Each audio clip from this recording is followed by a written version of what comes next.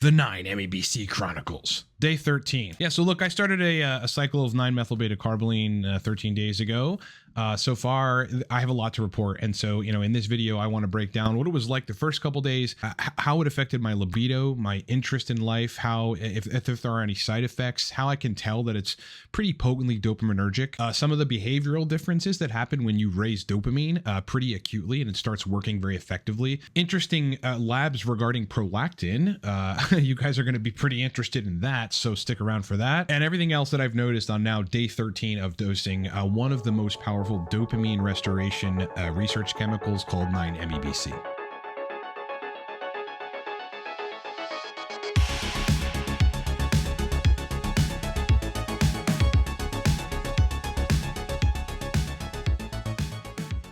Before we start the videos, discount codes on product for the weekend, guys. Number one, Supercharge Dopamine, which is pretty relevant to this video, is 20% off. There are protocols in there to hack dopamine. Code for that is 20 now. The biggest special we have, which is ending soon, is that the Torque Nootropics Stack all-day energy focus and dopamine style brain function is 35% off. The code for that is 35 Torque. Cortex Stack, fast onsetting potent stimulant, 25% off. Code for that is 25 Cortex. Lastly, this is busy season, but I still have slots open. I am a coach on TRT, nootropics, energy optimization, sexual dysfunction, ED, host of other things. You can hire me in under a minute at livecortex.com. Okay, so if you didn't know, 9-MeBC does, let's call it three primary things. Number one, it increases the expression of a conversion enzyme called tyrosine hydroxylase, which is what you need in adequate quantities and can be downed in the presence of SSRIs and many other drugs to convert your tyrosine, which you should get from your diet or supplementally, typically your diet, into L-DOPA. Now, L-DOPA is the immediate building block to regular dopamine, and a different conversion enzyme converts L-DOPA to dopamine. But like, you must have your conversion optimization set in order to adequately get the powerful benefits of dopamine. And if tyrosine hydroxylase is down, dysregulated, downregulated at any capacity, which again, some drugs have been proven in the scientific literature to do that, you're just not going to make enough dopamine. These enzymes are rate limiting, okay? And without them, the rate of dopamine conversion is going to be lower. Secondarily, it increases a bunch of neurotrophic factors, ranging from brain-derived neurotrophic factor to glial cell line-derived neurotrophic factor. And one of the main reasons that it's doing that is because it's optimizing these things called astrocytes, which are actually like the largest quantity of cells. They're glial cells, a subtype of glial cells that you have in your brain, period. Now, they do all kinds of things like clear neurotransmitters, optimize neurotransmitters, keep them baseline, try to keep them level, but importantly,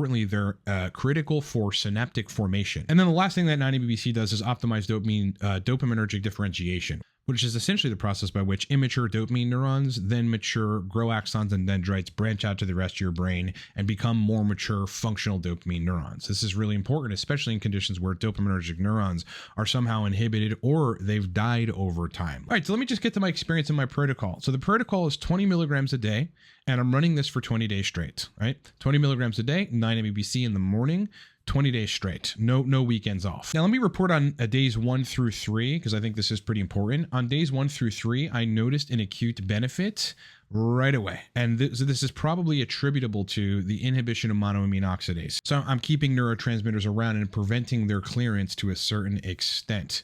What I felt on days 1 through 3 was a profound additional joy for life on top of my usual baseline. Now, I'm generally a pretty happy guy, but I was a lot more interested in basically everything. I felt mildly euphoric for the first, call it 3 days. Now, this is kind of in line with every other time that I've taken 9-MeBC, that right away, I start noticing it instantly, like literally day one. And that's kind of hard to find with especially neurogenesis agents. They may take time to actually work, but on day one, I felt more motivated, more energized, more kind of excited about things in life that maybe I've taken for granted, and otherwise I don't really look at it and get excited about. I'm like, oh, this is fucking really cool. Look, everything's awesome. Again, there is some acute dopamine increase right away, likely due to the monoamine oxidase inhibition, but potentially you've started restoring dopaminergic neurons on the first dose. Potentially. There's no way to prove that, but that is a possibility. Secondly, that feeling tapered off, at like day 4 onward, into what ultimately ended up being, day 7 or day 8, where it actually started creeping back in. But that initial stimulant feeling where I was very excited about life kind of tapered off a bit into just a mild excitement for everything. So it kind of stayed, but just not as potent. Again, just looking at everything in life that you normally take for granted that doesn't excite you, and you're like, oh, whatever, I've already mastered this, or this is just my life and this part of my routine is boring and whatever. You kind of regain interest for things. It's really powerful. Days 4 through 13, so right around that time, and still currently, my libido rose markedly. Now, again, I'm on TRT, and I'm very meticulous about dialing protocols in that work. I've switched esters. I've run a lot of different protocols, and a good degree of them work so long as I can work the protocol. There's definitely a difference in my visual libido, if you will. So like when I'm seeing things on a woman that attract me, it is more potently stimulating a response. And the reward system, right, is definitely, the gears are moving. If I'm seeing something on a woman that I'm sexually attracted to or otherwise attracted to. So I find that very, very interesting, but not surprising considering this is a dopaminergic restoration chemical. So libido rose days 4 through 13, still there. We'll see if it is still there ongoingly. And I also am curious to see if that changes on day 22 or 23 when I've stopped taking it for 3 days. Number 4 thing I noticed, and this is a side effect, is I got nauseous a couple times in the morning. This happened 3 or 4 days in a row, and then it tapered off and hasn't happened since. This is an indication of either excess levels of dopamine or levels of dopamine that you're not used to. If you look at any of the side effects of the known established dopaminergic drugs like cabergoline, bromocriptine, pramipexole, or if you were to very high dose, and by high dose I mean 10 to 20 grams of mecunapurines, which some Parkinson's patients actually do with success, they'll tell you, and you'll notice if you take, a good degree of Mecun or any of those other drugs, that you get nausea. Nausea is one of the primary effects of high levels of dopamine. This is in fact why nausea is a side effect of PT141 or bremelanotide, because PT141 is hyper-optimizing hypothalamic dopamine release. This is one of the main reasons it's erectogenic as well as optimizes libido. Like, I'm taking the 9-MeBC directly before the gym, fasted, then I go to the gym fasted, and so I feel it on the way to the gym, which is 2.5 minutes from my house, and then maybe as I'm walking into the gym, but then the moment I get to working out, it completely goes away. So it's really not inhibitory at any major capacity. It's just a little bothersome in the morning. It somewhat feels like if I had taken high dose zinc, which also causes a transient nausea. 5th thing that I notice is I find myself being slightly more impulsive, and this has happened to me before on 9-MeBC, okay? That translates to a lot of things, maybe a little bit of spending like within reason, but typically how it's been translating in this cycle is I've approached more women that maybe I wouldn't approach, or maybe I'd just be too focused on something else, like getting my chicken at the store instead of like talking to some woman. Like, I've just been approaching more women and trying to get numbers. Like, I am actively dating. That's just kind of my life right now. And so I'm always thinking about that and just trying to meet great women. And so I've been more, inclined to engage women in social situations or in public situations. Like, if I ended up today as just as an example, at a restaurant bar, which I don't often frequent because I don't drink, but just say, like, for some reason, like, I have a couple of restaurants that I like, and some of the bartenders I know, so I'll go and talk to them. And if there's a pretty girl at the bar, I'm definitely going to talk to her. Whereas, when I'm not on 9-MeBC, like, there's a 30-40% chance I'll talk to her anyway. But now it's like 80-90. I'm definitely talking to her. Now, here's a crazy one that I expected but didn't expect it to be this potent. My prolactin was sitting at 6 or so nanograms per milliliter prior to dosing 9-MeBC, because I run it kind of ongoingly. I just like to see where it is.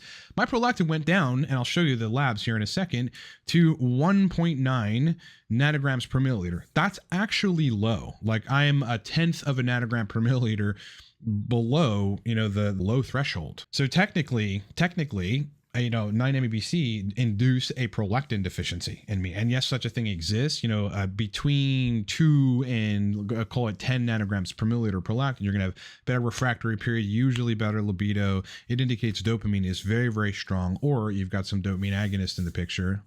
Below that, you can actually have sexual dysfunction. I haven't so far, fingers crossed, but it is either on the borderline, or it will happen or it won't happen. But right now, my prolactin is very, very low. I don't have any sides from that, but I figured that would be important to share and interesting to you folks. Again, the reading is on the screen. And that's pretty much it. That's what I have noticed in my now 13-day cycle of 9-MeBC. I've got 7 days left. The objective for me is to run it until day 20, cycle off.